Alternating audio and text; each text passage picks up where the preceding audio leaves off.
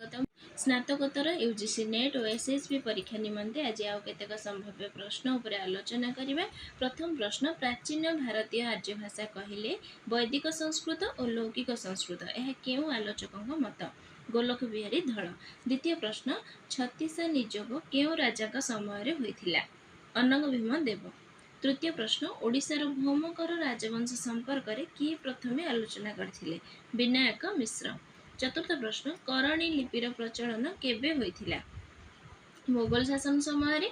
पंचम प्रश्न, जाजपुर सिद्धेश्वर मंदिर शिलालेख केउ राजाଙ୍କ द्वारा खोदित होइथिला? चतुर्थ नरसिंह देव 1394 मसीह रे। षष्ठ प्रश्न, ओडिया लिपि रे पुच्छर प्रयोग केउ माने आरंभ करथिले? तोसाळीर भौमकर राजवंशी माने। सप्तम प्रश्न, the Oriya script is more akin to proto bengali than to modern bengali, यह किए कहिथिले? कुंज बिहारी त्रिपाठी। धन्यवाद।